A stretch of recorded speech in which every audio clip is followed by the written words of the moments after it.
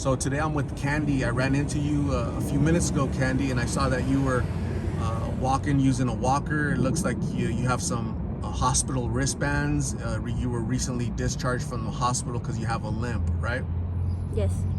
What caused you to go to the hospital? I got hit by a car a couple weeks ago and broke my arm and dislocated my hips. So I have to learn how to reuse my legs and everything again. And what happened to, like, how did you get hit by a car? I was walking to my counselor's office and a car just ran over the light and hit me. Oh man. Well, I'm glad you're doing better now than a couple weeks ago, right? Yep. So I'm glad you're recovering. I asked you if you were out here homeless, and you said yeah. How did you become homeless? Well, before I became homeless, I had my house, I had my kids, I was going to school, I was doing great, and then I met my husband, my ex-husband now, and came into a domestic dispute with him, and I became homeless. Well, he used to hit me and cheat on me and everything, and I saw my friend who was on heroin at one point, and she kind of introduced it to me, and that's how I became homeless, because I started using heroin on her part. And are you still using it? No, I got off by myself, no help, but it was hard. Believe me, it was hard. It's not easy. It's very hard to get off. How long have you been clean now? I've been clean for a year and a half now. Well, congratulations to you for overcoming addiction to H all by yourself, right? That's a big accomplishment, Yeah. because that's an opiate that's really hard to get off of, especially without professional treatment. So I'm not sure how you did it, but congratulations, because you actually do look like you're clean, right? Because you're not using anything at all, No. right? No blues or anything? Nope, nothing. There's blues are very prevalent, They're easy to get, but no, I'm not. I'm done with the chasing. I'm done with the running around and giving my money to these people and that people, and just for a hit of 5 minutes of high. No, I don't. I'm done.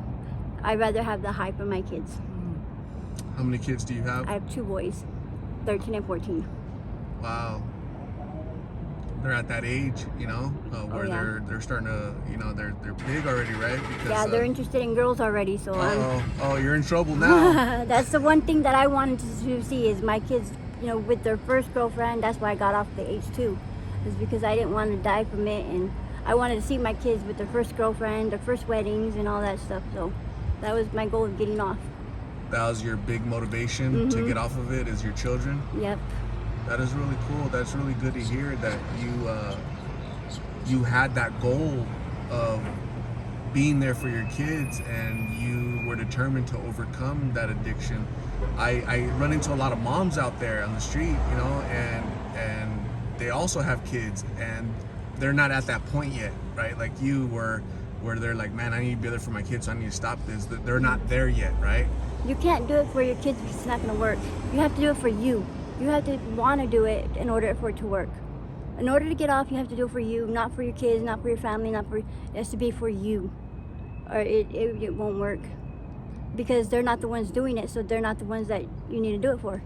You're the one using. You have to be the one to do it for you. Wow, that's a great point, and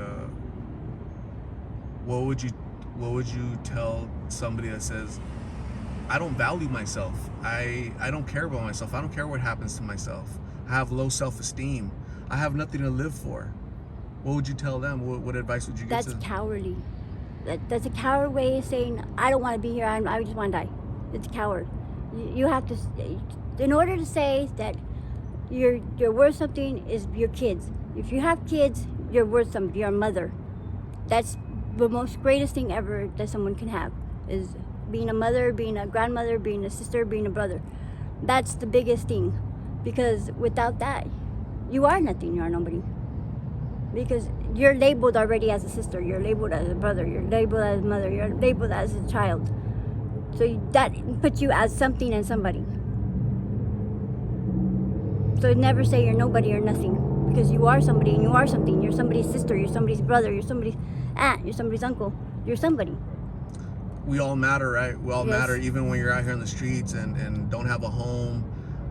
You're under the influence. You're battling addiction, but you still matter. You still have a Yes. soul and a heart, and people love you. People do think about you. People do wonder about you. Or else you wouldn't be here. Absolutely.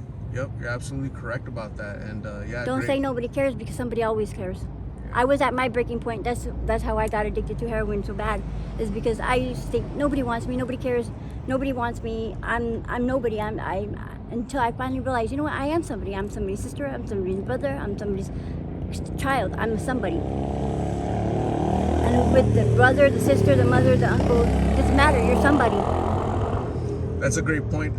You know, what I've noticed is that lots of women put their self-worth on what their significant other thinks, right? So if the significant other, the boyfriend, the husband, is treating them bad, cheating on them, abusing them physically, mentally, emotionally, the self-worth goes down. I went through that. I was with my ex-husband for 9.5 years, and he used to cheat on me. He used to hit me. He used to lie to me. He used to steal from me. He even committed fraud against me on a couple occasions. And so finally I said, you know what? He's not the one that I have to live for.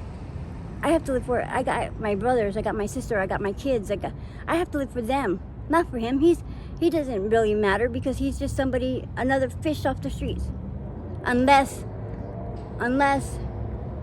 he has to love you, and I mean, love to me is, I can be in love with you, or I can love you. Love you is, okay, I'm gonna run in front of a car, but I'm not gonna die for you.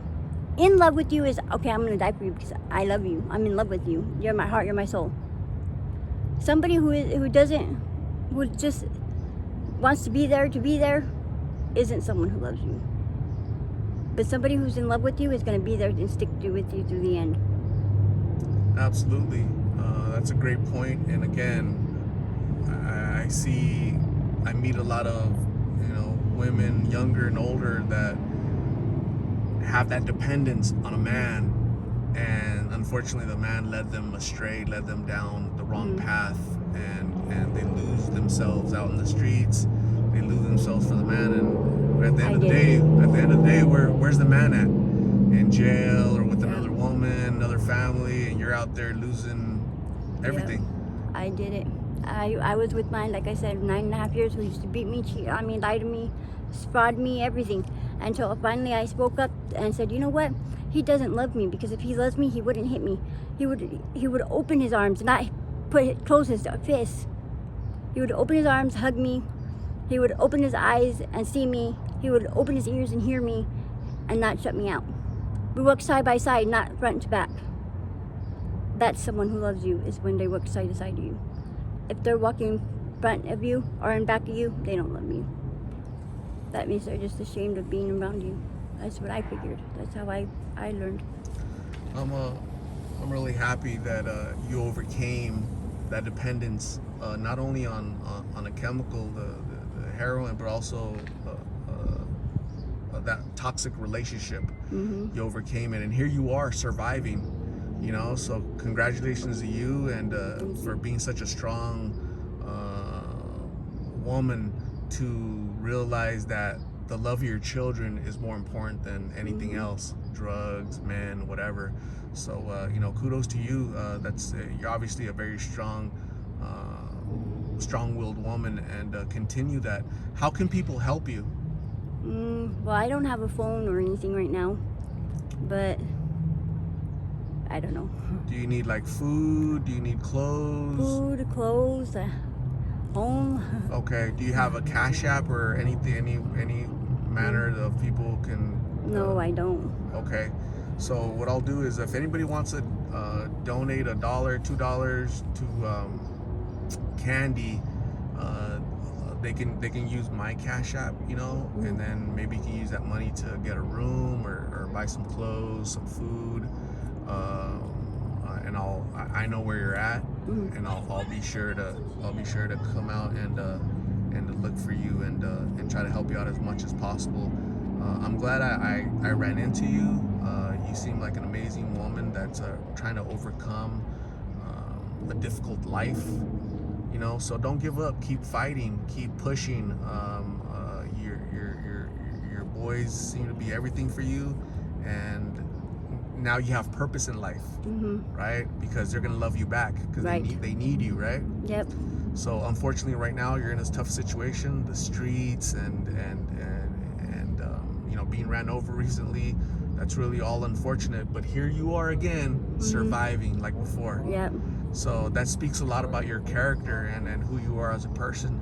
So your children, your two boys should be very, very proud of you, because you're working towards being a better person, Yeah. right? Yep. What's your ultimate goal? What are you trying to do with your life? I'm trying to go back to school for what was it? CSI, crime scenes investigations. I'm trying to go in school for that. Really? That Yeah. is so cool. Awesome. Please pursue that. I'm trying. Yeah. Yeah, definitely pursue that. That's a really good career, and I can see you, you know, working in that field because you're determined. Yeah. You're determined to succeed. So keep with that determination to go to school, overcome your current obstacles. Hopefully soon you'll not be using the walker. You'll feel better. Your you know, your accident recently. And if people reach out and they want to help you, I'll come out and look for you, okay? Okay. So again, thank you very much, Candy, for talking to me. I'm going to give you my card with my number so you can call me in case you do get a phone, or in case, you know, you need help, you need me to take you to shelter, you need me to take you somewhere. I'll be here to help you as much as possible, okay? I'm also going to give you a donated bag. These are toiletry items. Are those items that you could use? Yes. Okay, so those are that's a toiletry bag, goodie bag donated by one of my subscribers, a friend of mine. Her name is Quinn. And also lunch has been donated. I'll go grab you some lunch. So please stay safe out here, Candy, and I'll be talking to you soon. Okay? Okay. Thank you. Thanks.